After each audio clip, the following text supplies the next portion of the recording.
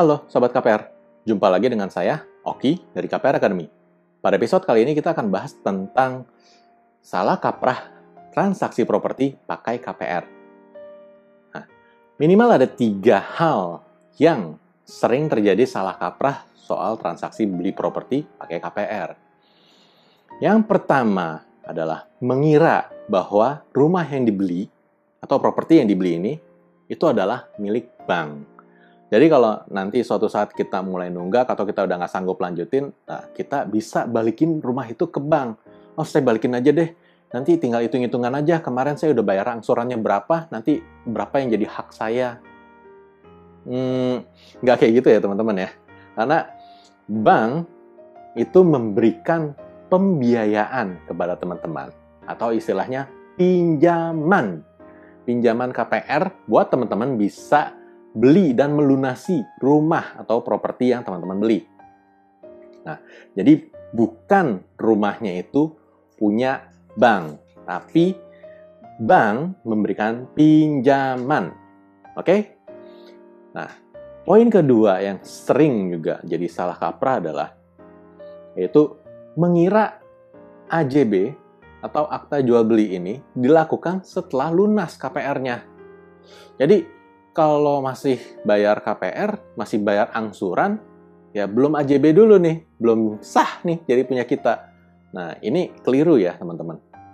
Jadi, untuk kondisi ini teman-teman perlu membedakan bahwa pada saat teman-teman beli properti atau rumah menggunakan KPR, itu sebenarnya terjadi 2 transaksi.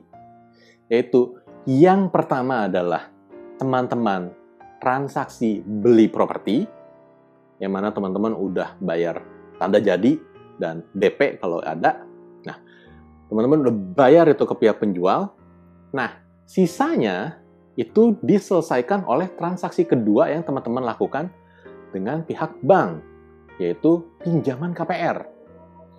Jadi kalau teman-teman tadi udah bayar misalnya 20% total DP-nya, sisa 80%-nya itu dilunasi kepada pihak penjual properti atau developer itu dengan menggunakan fasilitas KPR. Gitu. Jadi ada 2 transaksi.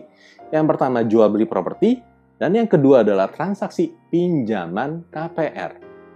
Nah, transaksi jual beli properti itu selesai tuntas begitu teman-teman melunasi dengan KPR.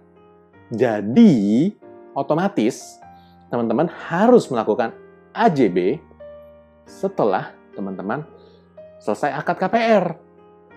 Karena kalau teman-teman nggak AJB, artinya itu belum beralih tuh kepemilikannya dari pihak penjual atau developer kepada teman-teman. Loh, tapi Pak, saya masih PPJB nih sampai saat ini. Nah, tenang, jangan panik dulu.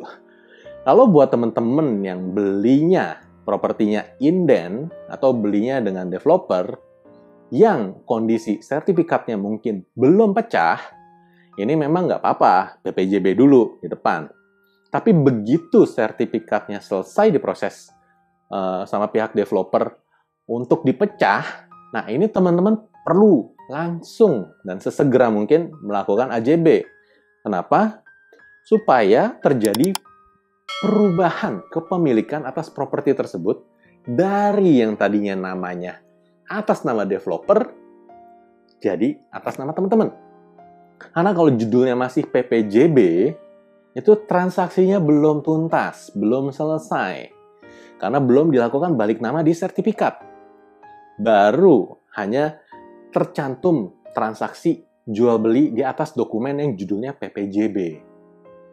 Jadi ingat ya teman-teman, begitu sertifikatnya selesai diproses dipecah, selesai proses pemecahan di BPN, nah teman-teman perlu Uber supaya cepat dilakukan AJB. Supaya nanti kalau misalnya amit-amit nih, ternyata suatu saat developernya gulung tikar, bangkrut gitu, itu properti yang teman-teman beli itu nggak keikut-ikut tuh, gitu, nggak keikut-ikut ke asetnya si developer tersebut. Kan repot ya, kita mesti ada upaya hukum gitu untuk ini saya sudah lunasi segala macam. menjelaskan saja juga udah capek ya maksudnya. Jadi kalau udah pecah sertifikat, segera lakukan AJB, dan kalau nanti developer amit-amit kenapa-kenapa gitu, bangkrut atau apa, ya teman-teman tetap nggak perlu pusing. Kenapa? Karena properti tersebut sudah atas nama teman-teman. Nah, salah kaprah ketiga nih, yang sering juga dilakukan adalah mengira DP-nya itu dibayarin ke bank. Nah, ini mirip sebenarnya dengan salah kaprah yang pertama, yang mengira bahwa rumah itu milik bank. Ingat ya, teman-teman pada saat mau melakukan transaksi pembelian properti, teman-teman ini bayar DP-nya tentunya harus ke pihak penjual. Baik itu penjual perorangan maupun penjual developer, PT bentuknya. Kalau teman-teman bayarin DP-nya ke bank, ini bahaya. Ini jangan-jangan ada oknum bank yang bermain di situ. Karena teman-teman kan sebenarnya beli propertinya dari perorangan tersebut yang menjual, atau developer atau PT yang menjual properti tersebut, bukan dari bank. Bank hanya membantu, memfasilitasi, memberikan pembiayaan untuk melunasi. Jadi ingat ya teman-teman, kalau misalnya mau transaksi, oh ini mesti bayar DP ini ke bank gitu. Pastiin ke banknya itu bukan benar-benar ke bank, tapi ke rekening atas nama penjual atau rekening atas nama developer di bank tersebut. Kalau teman-teman bayarnya, oh ke bank nih, bank ini gitu. Oh berarti banknya sudah bertindak seakan-akan jadi developer atau penjual properti. Yang mana menurut saya harusnya itu mustahil terjadi. Gitu. Kenapa? Karena itu bukan bidang usaha yang diizinkan untuk dilakukan oleh bank. Jadi tentunya kalau ada hal-hal yang terjadi seperti itu adalah praktik-praktik ilegal. Jadi hati-hati ya teman-teman. Oke, sampai di sini dulu untuk pembahasannya. Semoga teman-teman bisa dapetin insight yang bermanfaat dari video kali ini. Dan kalau teman-teman suka dengan video ini, jangan lupa share ke teman-teman yang lain. Dan buat teman-teman yang belum subscribe, jangan lupa klik tombol subscribe dan klik loncengnya supaya teman-teman tidak melewatkan informasi berharga yang dibagikan oleh KPR Academy setiap minggunya. Oke, sampai jumpa di episode berikutnya dan bye-bye.